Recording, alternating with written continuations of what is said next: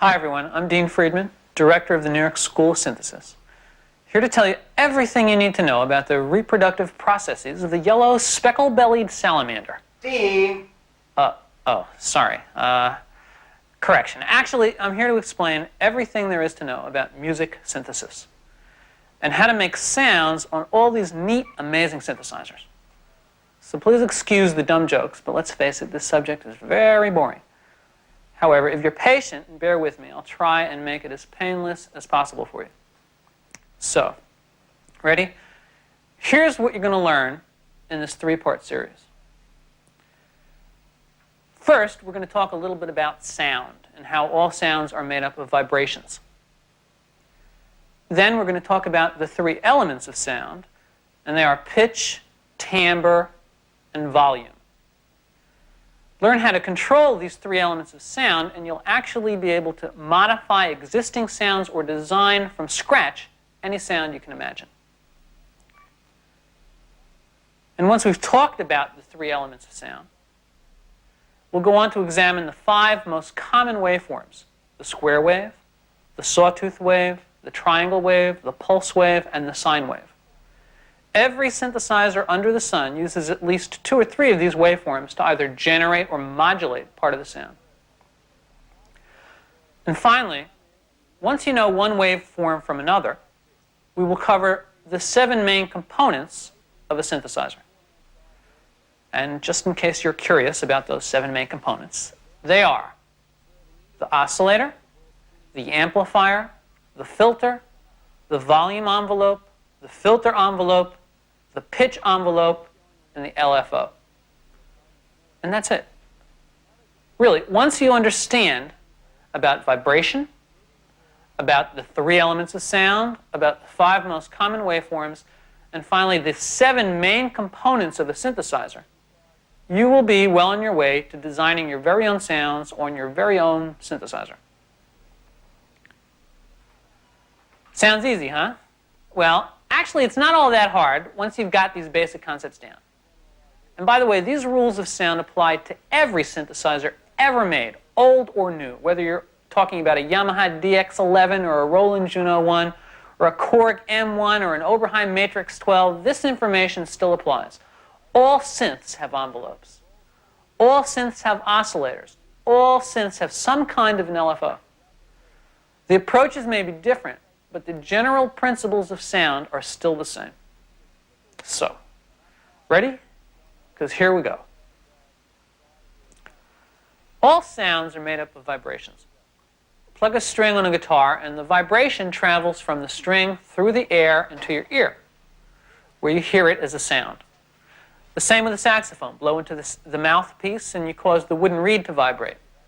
A hammer striking a piano string, the mouthpiece of a trumpet. All these things generate vibrations which travel through the air to our ears, where we hear the vibrations of sound. Now, in a synthesizer, we create sound by setting up electrical vibrations in the circuitry. When these electrical vibrations are amplified and sent to a speaker, they cause the speaker to vibrate. And just like the guitar string or the saxophone reed, the vibration in the speaker travels through the air, and we hear it as sound. Synthesized sound. Okay, so why am I telling you all this? Because a lot of what you do on a synthesizer has to do with controlling vibrations. All right, let's go over some necessary shop talk regarding sound and vibration, just so you don't sound stupid at cocktail parties when people start talking about sound vibrations. Here's some basic terminology. A simple unit of vibration is referred to as a cycle. The number of cycles that occur in a given time period is referred to as frequency. In other words, frequency refers to the speed of a vibration. The number of cycles or individual vibrations that occur in a single second are referred to as hertz. Not the rent-a-car, but hertz. In other words, if a note on a trumpet vibrates at a rate of, say, 440 times a second, we say that the note has a frequency of 440 hertz. The term kilohertz equals 1,000 hertz. So if we say a sound has a frequency of 5 kilohertz, or 5K, we mean that it has a frequency of 5,000 cycles a second. That is, it's vibrating 5,000 times a second. Just so you have some frame of reference for all this let's talk about the audible frequency range. The audible frequency range is the frequency range in which we, as humans, as opposed to porcupines or wombats, are capable of perceiving sound. This range falls between 20 hertz and 20 K. That is, between 20 vibrations a second and 20,000 vibrations a second. Anything that falls within that range, we will hear as sound. Anything that falls above or below that range will not be discernible to us. Now, as some of you no doubt know, dogs are capable of hearing frequencies which are higher than that. They can hear sounds that we can't hear. And it was only discovered recently that elephants are capable of discerning frequencies which are in fact much lower than the audible frequency range for humans. Maybe those big ears have something to do with it. I don't know. In fact, some people postulate that homing pigeons navigate by being able to hear the sub-audio frequencies which are generated by mountain ranges and the movement of the continental plates. Strange but true. Anyway, the point of all this is that vibrations in a given range make sounds that we hear. And all the terms I just mentioned, cycle, frequency, hertz, kilohertz, all these terms have to do with the sound's vibration. Learning how to control and manipulate these vibrations is what music synthesis is all about. So let's talk more about these sound vibrations.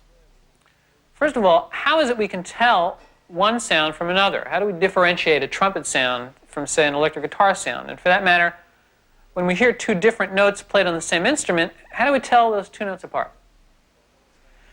Well, different sounds are created by different kinds of vibrations. And in order to discuss those differences, we need to examine the three main elements of sound. And they are pitch, timbre, and volume. Having fun so far? Listen, all sounds can be described in terms of these three main elements. So let's start with pitch. Actually, pitch is just the musical term for frequency. If a sound has a frequency of 440 hertz, that means it has a pitch of A above middle C. In fact, anything that vibrates at a rate of 440 times a second is going to generate the pitch of A. A guitar string or a saxophone reed, even a building. If a building were to vibrate 440 times a second, it would fall down. But as it was falling down, you would hear a big A. So, pitch equals frequency. In sound, the higher the rate of vibration, the higher the pitch, and vice versa. The lower the frequency of a sound, the lower its pitch. And we can use this basic principle of pitch when we sit down to design sounds. If you're trying to synthesize the sound of a high-pitched instrument, such as a flute or piccolo, you reach for the part of the synthesizer that controls frequency, the oscillator, and dial up a high frequency. If you're trying to create a fat bass sound, you dial up a low frequency.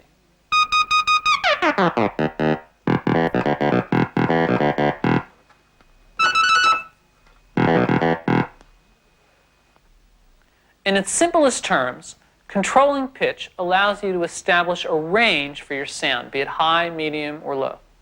But more than that, being able to control pitch opens up the door to a whole range of sound design options like chorusing, vibrato, programmed pitch bend, and stuff like that. That's pitch. Now let's talk about timbre, or timbre, as lumberjacks say. Timbre refers to a sound's unique character. Timbre has to do with the sound's color, its tone, that is, its brightness or darkness. Timbre is how we tell the sound of a trumpet from the sound of an oboe, even if they're playing the same exact pitch. A sound's timbre has to do with its harmonic structure. And in order to define timbre, we first have to understand all about harmonics.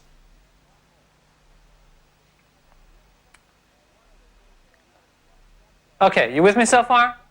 Remember, before you start to make sounds by twiddling with knobs and sliders, you need to understand what sound is made up of. So, harmonics. Here's a useful analogy.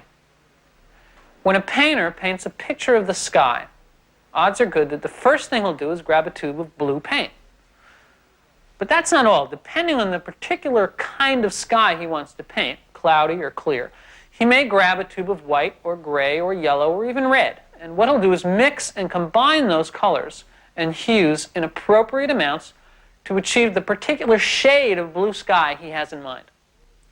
True, the sky is still blue, and blue is the main paint color used in the sky. But, in fact, it's a composite blue, made up of various shades and hues, all contributing to the unique quality and character of this particular blue sky.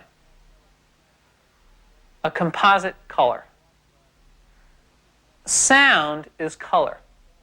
In fact, I'm not just being poetic when I say that. They are, after all, just different ends of the energy spectrum, sound and light. Just as our blue sky is made up of various colors, most sounds are made up of various frequencies. In other words, they are composite sounds. When you hear the note C played on a trumpet, you're not just hearing that C. You're hearing an octave above that C, a G a fifth above the octave, another octave C, the E a third above that. In fact, you're hearing an entire series of related frequencies, all of which combine in varying amounts to the unique quality of the main frequency of C. Just as those other colors combine to create a particular kind of blue, these other frequencies combine to create a particular kind of C. C is still the main frequency. It is the lowest frequency in the sound as well as the loudest, but it is not alone. The fact of its being the loudest and lowest means that we discern its pitch above all of the other frequencies. And, as the main frequency, we refer to it as the fundamental. All the other frequencies that make up the composite sound are called harmonics, or overtones, or partials. Those three terms, harmonics, overtones, and partials, all refer to the same thing. Those upper frequencies above the fundamental, which when combined give a sound its unique tone, its timbre. We call this arrangement a sound's harmonic spectrum. And what's important to realize is that the arrangement of these harmonics in pitched instruments is not random. In fact, they fall into a very fixed and predictable pattern, which we call the natural harmonic series. When I refer to pitched instruments, I mean any instrument like a piano, guitar, brass, woodwind, that produces a discernible pitch, a musical note, as opposed to non-pitched percussive instruments like drums, bells, cymbals, woodblocks, and the like. The difference is that pitched instruments have a very orderly and predictable harmonic spectrum. As I just said, the natural harmonic series, whereas non-pitched instruments like drums and bells don't. You see, if you examine the harmonic relationship in a pitched instrument, you'll discover a very strict mathematical ratio between the fundamental and its harmonics. The frequency of the harmonics in ascending order will be 2 times, 3 times, 4 times, 5 times the fundamental, and so on. These are all whole number multiples of the fundamental. On the other hand, on non-pitched instruments, the composite frequencies have very irregular and unpredictable relationships. In fact, it's often difficult on non-pitched instruments to determine the fundamental pitch at all. Take a bell, for example. Instead of a bell's harmonics being 2, 3, or 4 times the fundamental, they might be 2.7 times or 1/3 times the fundamental. An irregular harmonic relationship which results in a characteristic non-pitched dissonant sound. So why am I telling you all this? Well, because once you understand the ingredients of timbre and how to manipulate harmonics, you can then create your own timbres. For example, let's apply our knowledge of harmonics to making a simple bell. Now, I just told you a moment ago that one characteristic of a bell sound is that its harmonics are not whole number multiples of the fundamental. That, in fact, the harmonics of a bell are irregular or dissonant. Let's hear what that actually means. First, I'll design a basic bell-like envelope. A short attack and a long release.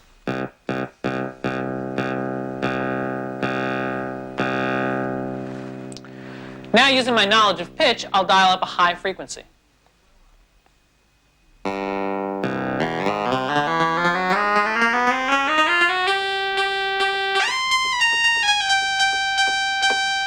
Almost bell-like, but not quite. Now let's try adding a harmonic that is obviously dissonant and see what happens to the character of the sound.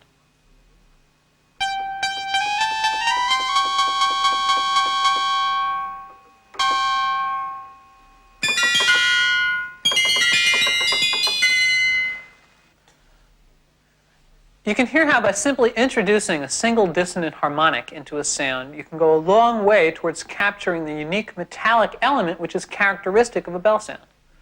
The point is we were able to achieve this effect on purpose, using a basic understanding of harmonics. So we've established that the harmonic content of a sound is responsible for its timbre. Now understand that in its simplest form, controlling timbre is simply a matter of making a sound brighter or darker. If a sound has a lot of upper harmonics, it will be bright. If it has mostly lower harmonics and fundamental, it will be dark. On a typical analog or hybrid synth, we would achieve that by opening or closing the filter.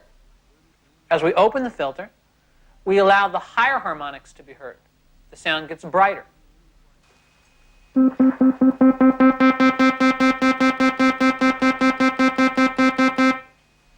As we close the filter, we remove the upper harmonics, leaving mostly the fundamental, making the sound darker.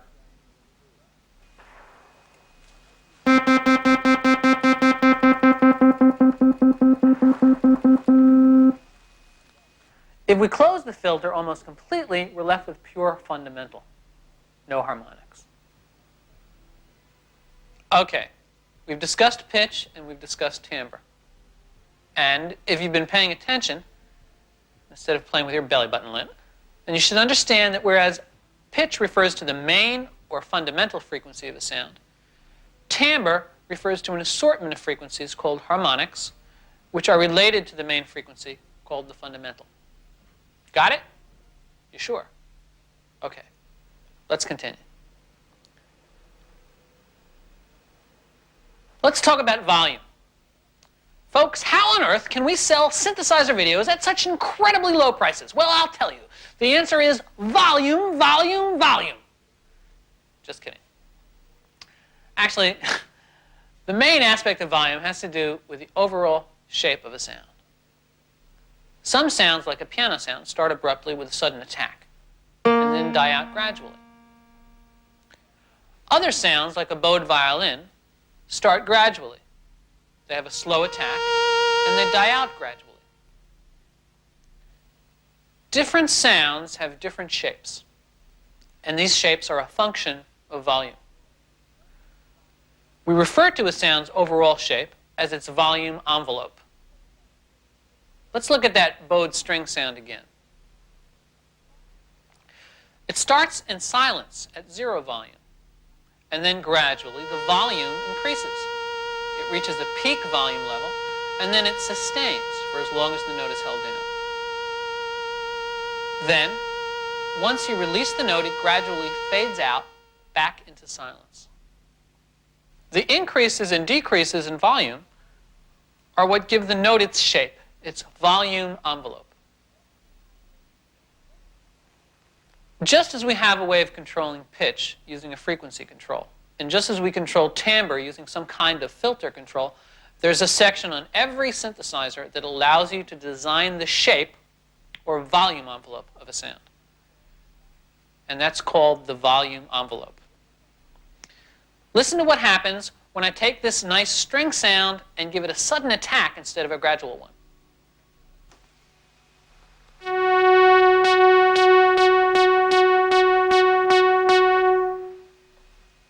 And a quick release instead of a gradual one. And no sustain at all.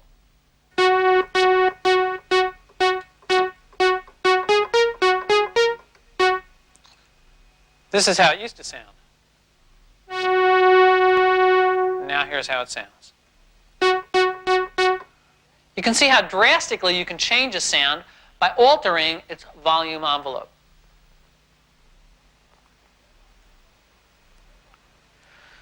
We'll talk more about the volume envelope in a while. For now, just try and understand that any sound can be described in terms of these 3 elements: pitch, timbre, and volume. And each of these aspects of a sound can then be addressed on a corresponding component on a synthesizer. You want to affect the sound's pitch, you reach for the frequency control of the oscillator. You want to affect the sound's timbre or its brightness, you reach for the filter, or in the case of an FM synth, you look for the modulator. you want to alter the overall shape of a sound, you reach for the volume envelope. The point is, if you understand the elements of sound, you'll be able to program any synthesizer. Because all synthesizers, regardless of make or model number, have to obey the same principles of sound. They all have to somehow address those same three elements: pitch, timbre, and volume. Okay, you can go take a break now, eat a bowl of Cheerios or something. Ready to continue? Here we go. The 5 most common waveforms. They are the square wave, the sawtooth wave, the triangle wave, the pulse wave, and the sine wave. All synths will employ at least 2 or 3 of these different waveforms. So, from the top, the square wave.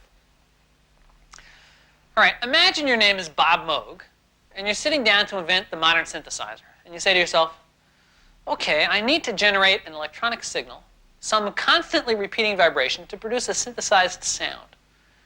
So how do I do it easily and inexpensively? Well, the easiest way to create an electrical vibration is to do this. Turn something on and off real fast. Do it fast enough, say 440 times a second, and you create an electronically synthesized sound. Well, that's not that hard to do. There are circuits that go instantly on and then instantly off, or positive and then negative, and that's what he did. The result is a vibration called the square wave. The name describes the shape of a single cycle of the waveform. The sound of a square wave is round with a little bit of edge.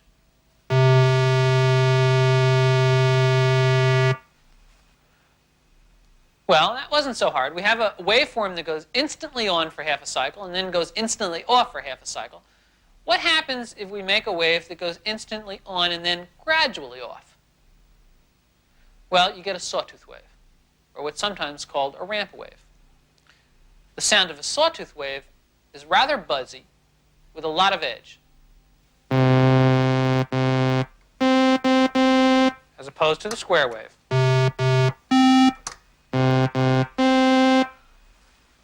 So, we have a square wave which goes instantly on and then instantly off. A sawtooth wave that goes instantly on and then gradually off. What if we make a wave that goes gradually on and then gradually off? It's called a triangle wave. The sound of a triangle wave is round and pure with almost no edge or buzziness.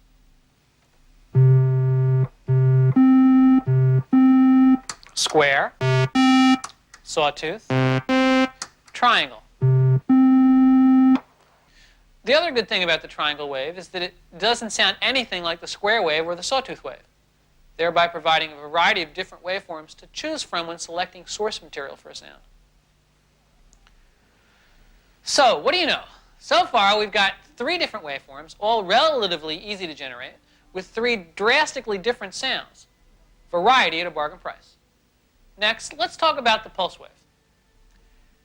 You know how in geometry, a square is actually a special kind of a rectangle with equal sides and angles.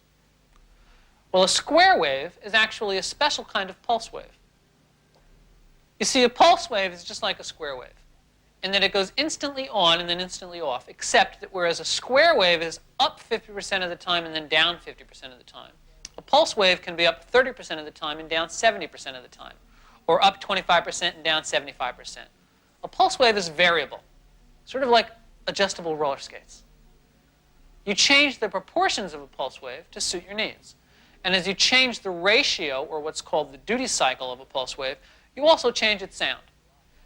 In other words, you can get many different waveforms for the price of one. The pulse wave can sound either thin and reedy when the duty cycle is around 10 or 15%, or it can sound round with a little edge when the duty cycle is at 50%. And in fact, when you set the duty cycle of a pulse wave so that the ratio is 50-50, what you actually have is a square wave.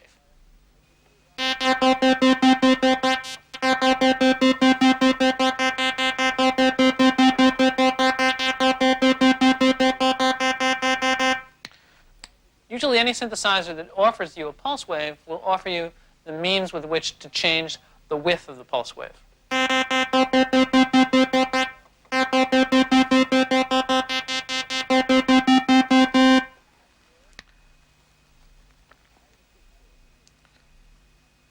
As you see, when the pulse wave has a duty cycle of 50%,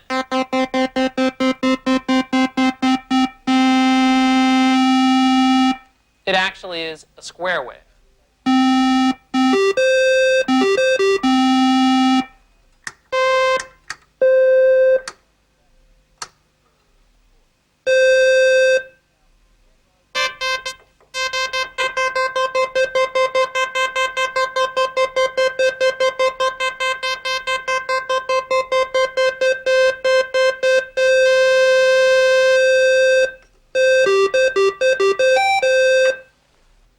Got it?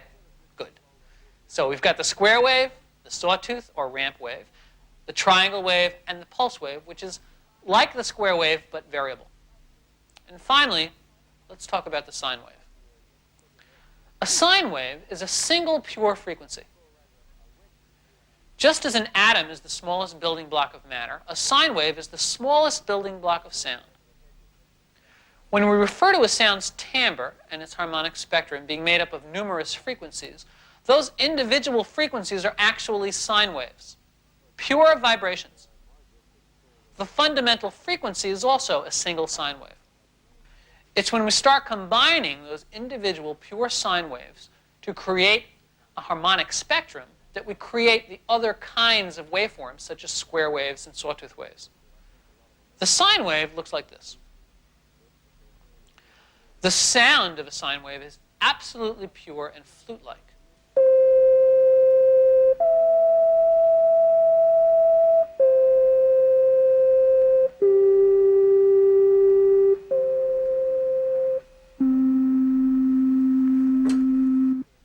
The sine wave is also important because, as the basic building block of sound, it plays a crucial role in the creation of FM sounds, something we'll talk a little bit about towards the end of the series. All of these 5 waveforms sound different from one another. But not only do these different waveforms offer a variety of different sounding source material to choose from, but each of them has a totally different function when used as modulators in the LFO. We use the word modulate to describe what happens when one waveform is applied to another waveform to affect its sound. When these 5 waveforms are used as modulators in the LFO, they help create effects such as tremolo and vibrato. For example, listen to the effect a triangle wave has on a sound when it's used in the LFO to modulate pitch.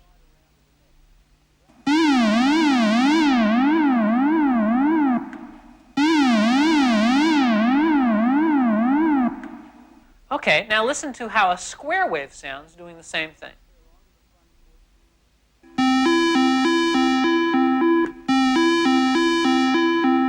As you can see, different waveforms have different modulating characteristics. Here's how a square wave modulates pitch. A sawtooth wave going down. A sawtooth wave going up. And a triangle wave. Different waveforms have different characteristics, both as sound sources and as sound modulators. Become familiar with them because you'll find them popping up all over the place. Anyway, that's them, the 5 most common waveforms. So where are we? We've talked about vibrations. We've talked about the 3 elements of sound, pitch, timbre, and volume. And we've talked about the 5 most common waveforms. Now I'm going to introduce the 7 components of a synthesizer. Once we've discussed these 7 components, you'll know enough about synthesis to actually begin making some of your own sounds. Here goes.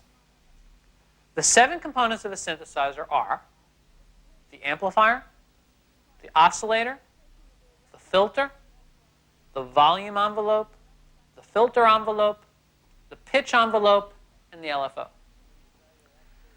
Now, before we start, I have to say one thing. Some of you wise guys out there might be sitting home saying, well, wait a minute, I have an FM synthesizer or a Casio C or something like that or the other, and I don't have a filter or a filter envelope, so what's he talking about?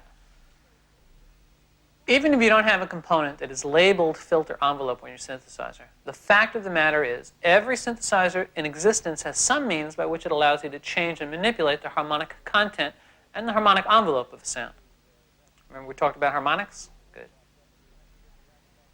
The point is, even if your synthesizer doesn't contain the word filter anywhere in its panel, it still has the equivalent of a filter, whether it's called a modulator or something else. As I explain the 7 main components of a synthesizer, I'll be giving examples of how each of these 7 main components is represented on some of today's most popular synthesizers. The point is, the principles I'm explaining to you relate to all brands of synthesizers: digital, analog, hybrid, or hyper-cross translateral. Trust me on this one. Okay. In very general terms, here's what these 7 components do. The amplifier, also known as the VCA or DCA. The amplifier controls the volume of a sound. It makes things louder and softer. Remember we talked about the volume envelope, the overall shape of the sound. Well, it's the job of the amplifier, along with the instructions it gets from the volume envelope, to make the sound louder and then softer. I'll demonstrate all this when we get to the volume envelope. So the amplifier controls volume. Next, the oscillator, also known as the OSC, the VCO, or the DCO. The oscillator controls the frequency of a sound. Remember we talked about pitch and how in musical terms frequency equals pitch? Well, the oscillator controls the pitch of a sound. If we want to make a high-pitched piccolo sound, we reach for the oscillator and do this.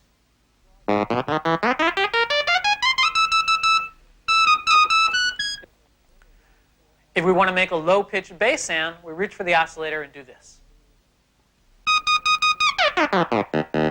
Now, some of you are probably wondering why I'm demonstrating some of these parameters on what appears to be an ancient analog synthesizer. Well, the reason is because it's got knobs and faders. And it enables us to, first of all, program sounds a lot more quickly than the modern digital keyboards, and also have an opportunity to see what's happening to the parameter as we change it. The point to keep in mind is that this seemingly ancient synthesizer still addresses sound in the same exact way that the modern digital keyboards do. The same principles of sound apply. To demonstrate that, let me show you how I can change frequency exactly the same way on a newer keyboard.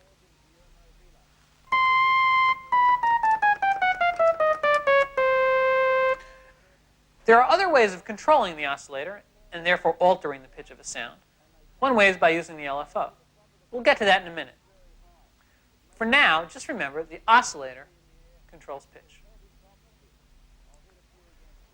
The filter, also known as the VCF or DCF or any number of strange pseudonyms, the filter controls the harmonic content of a sound. In other words, it controls a sound's timbre. Remember timbre, don't you? In very general terms, what this means is that it is responsible for making a sound brighter or darker.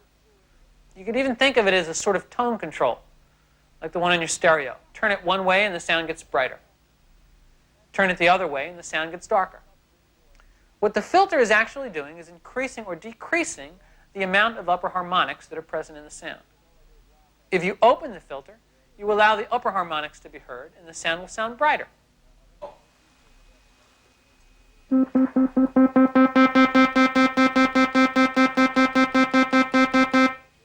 As you close the filter, you filter out those upper harmonics, and the sound becomes duller and darker.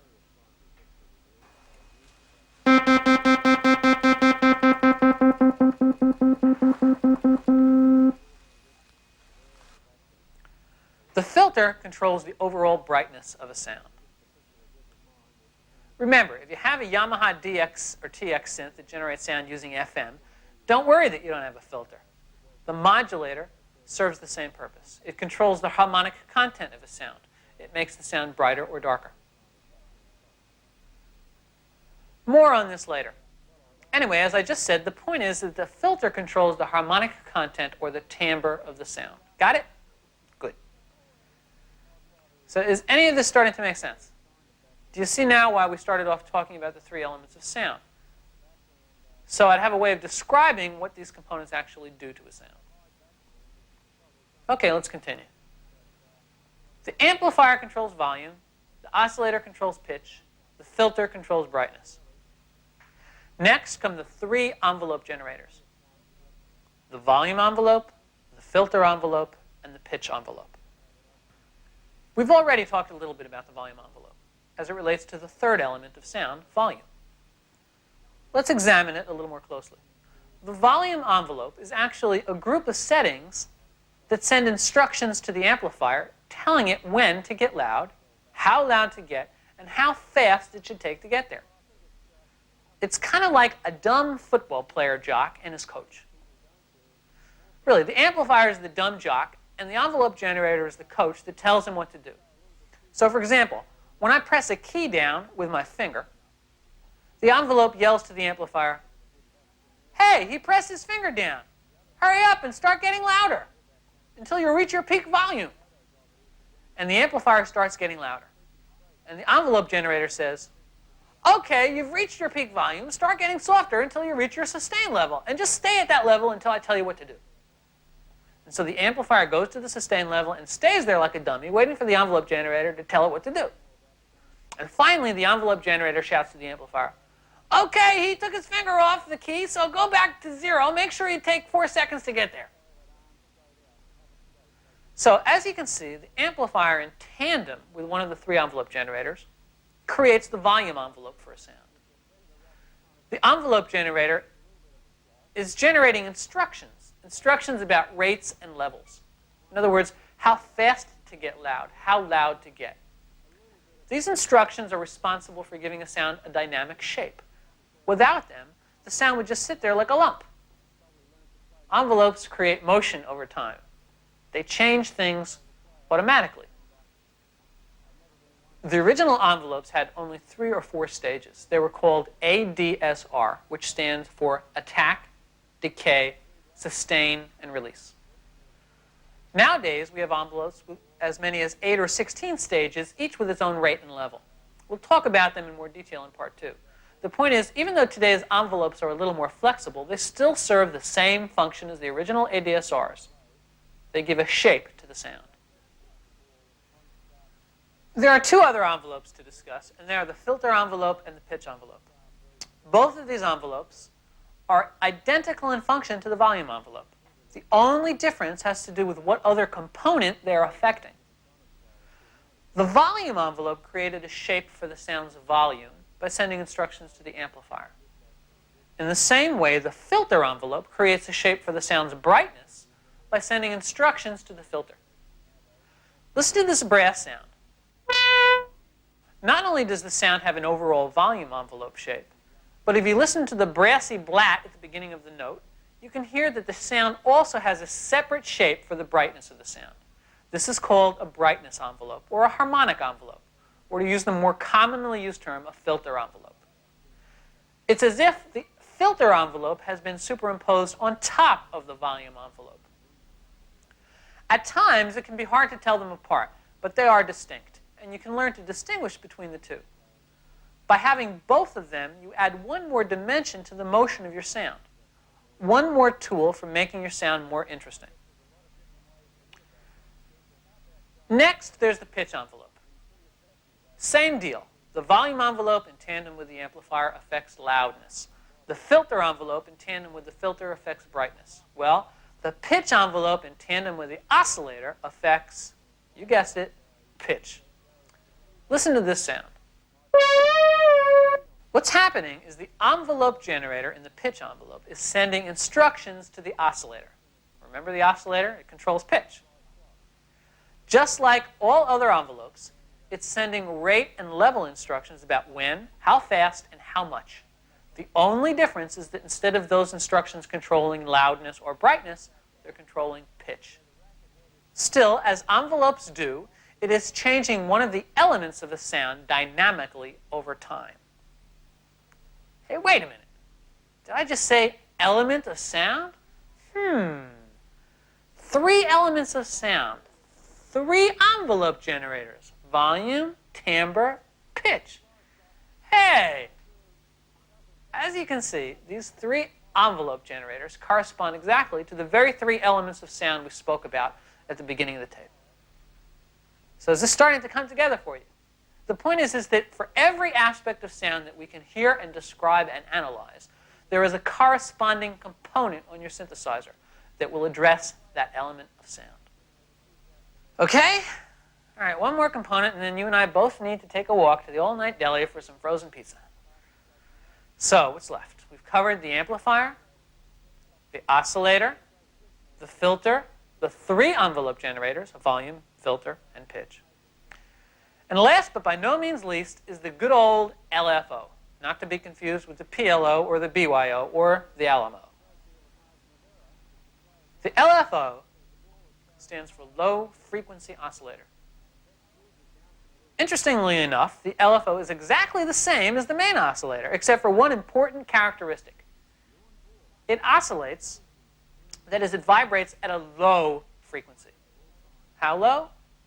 Usually lower than 20 times a second. In other words, lower than our audible frequency range. That's why it's called the low frequency oscillator. So, why generate a frequency that only elephants and pigeons can hear? Well, the reason is because it's not actually routed to the audio path of the synthesizer. We don't hear it directly, but we do hear it indirectly. You see, the LFO is not used as a sound source. It's used as a modulator. We hear its effect on various other components. What kind of effects am I talking about? Well, if you route the LFO to the oscillator, you are modulating the pitch of a sound.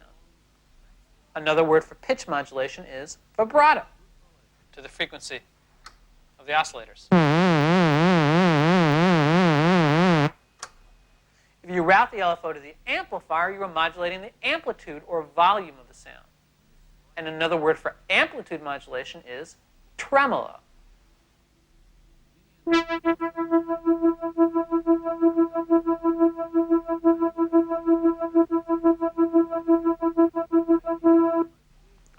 If you route the LFO to the filter, you're modulating the harmonic content of the sound. And, well, there is no other word for filter modulation. It's just called filter modulation.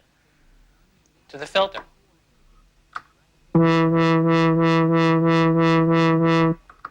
In some sense, you can even route the LFO so that it controls the width of the pulse wave. This is called pulse width modulation, and it sounds like this. To the pulse width of A and B.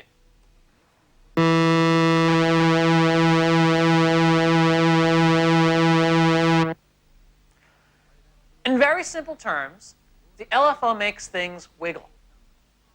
And variables such as how fast a sound wiggles or how much a sound wiggles are all controlled by settings within the LFO section of your synthesizer.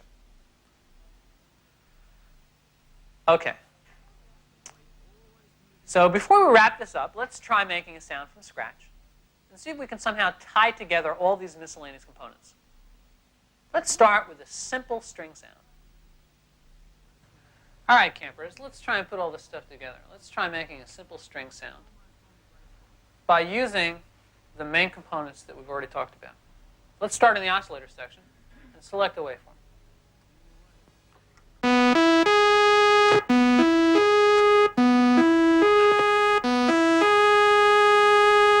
We can select any one of these three or all three, or any combination thereof. And we have a dual oscillator system, so we can combine in varying amounts to suit our needs. We can always go back later and adjust it. But for now, let's select a combination of waveforms that has a certain amount of brightness to it. Remember, you can always filter out too much brightness.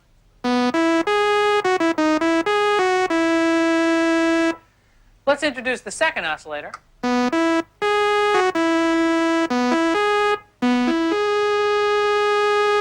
And now let's detune the two oscillators to get a little chorusing.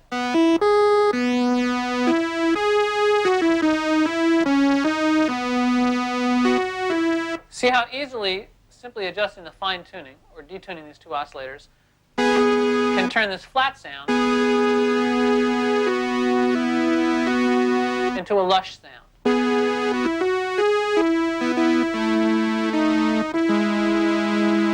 We could, at any point along the way, adjust the pulse width of this pulse wave.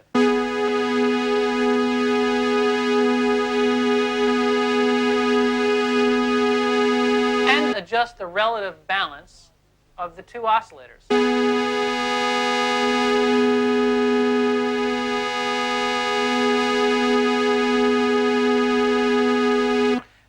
design a string-like volume envelope. We're going to want a slow attack.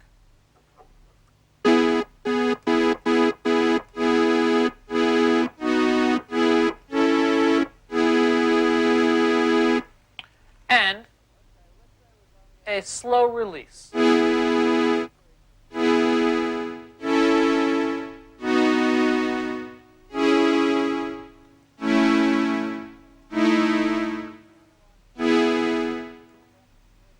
All right, well, that's sending us in the right direction.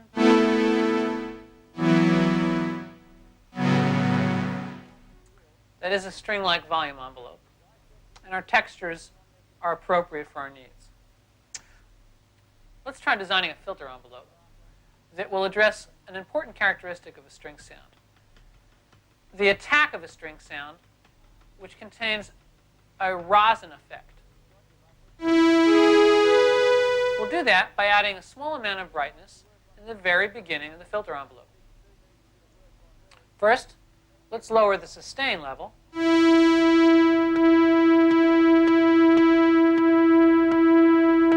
In order to exaggerate the beginning.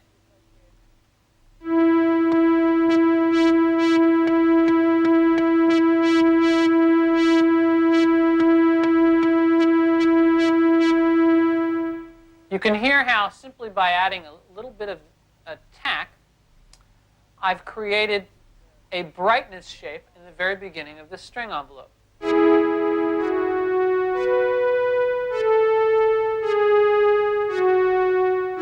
With some adjustment, this can successfully emulate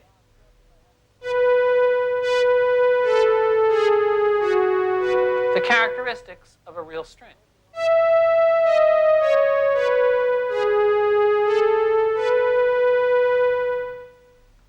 Slight adjustments can be made by changing the cutoff point of the filter.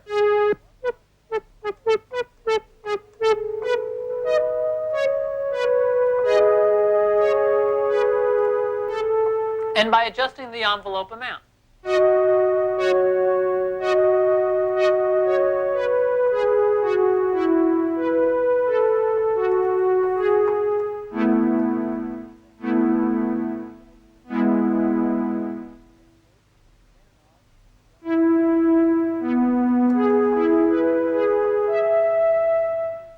Let me just...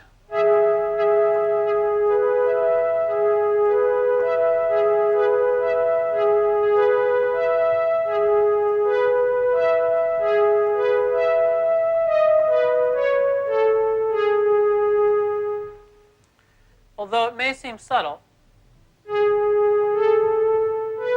here's an example where we have designed a filter envelope superimposed on top of the volume envelope to help give shape to the overall sound.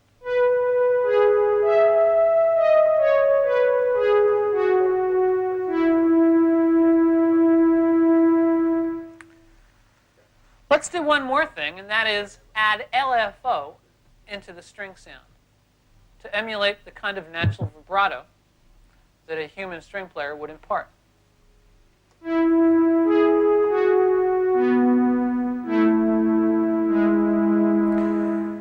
I can choose to send the LFO modulation to any of three destinations: to the frequency of A and B, that is to control the pitch of the oscillator; to the pulse width of A and B, that is to control the width of the pulse wave of both oscillators; or to the filter. Let's see what happens if we modulate the pulse width, seeing as I am employing two pulse waves, one in each of the oscillators.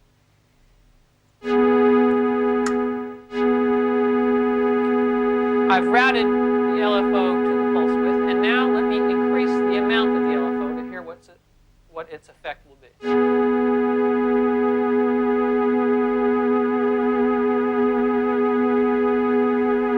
As you can hear, the pulse width modulation imparts a very subtle modulation into the sound that is similar to the vibrato we're looking for. This is not vibrato per se because we're not modulating pitch. We're modulating the width of the pulse wave.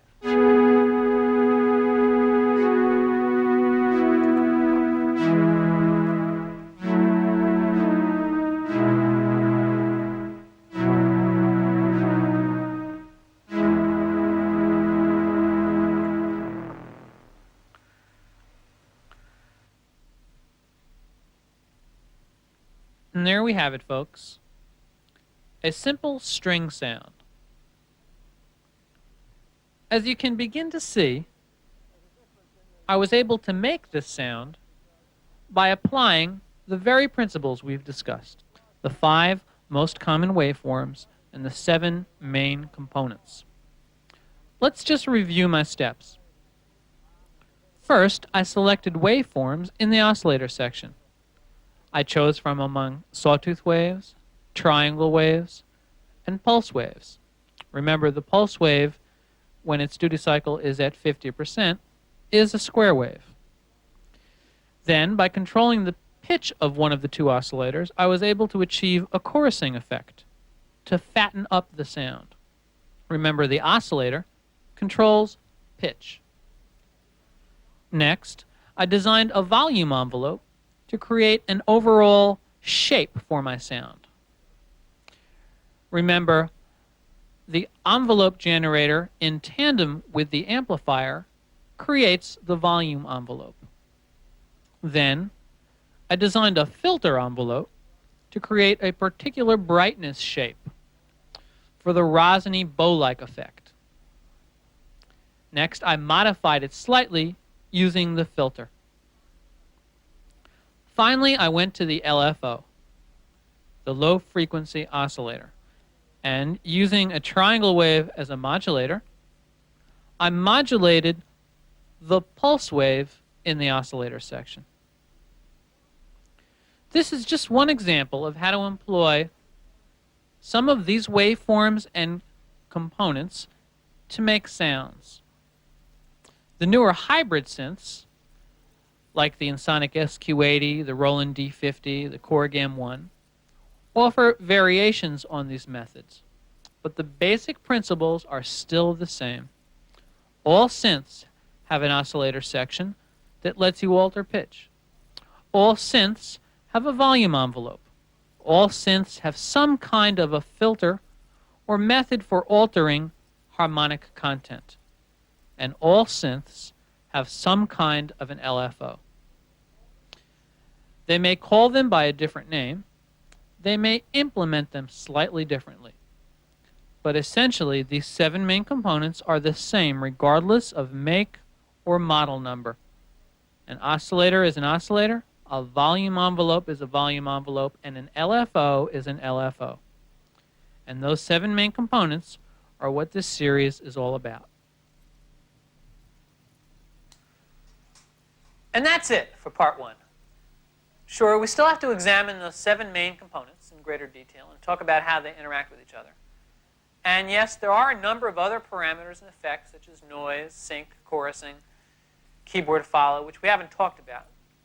But those 7 components I've just described to you are the real meat of the matter. Once you have a thorough understanding of what they are and how to manipulate them, you'll be well on your way to becoming an accomplished synthesist in your own right. So, any questions, just drop a line to the New York School of Synthesis, Post Office Box 878, Ansonia Station, New York, New York, 10023. Please enclose a self-addressed stamped envelope for reply, only because we're cheap and we want to save on postage. Well, see you all next time. All right, where's the pizza?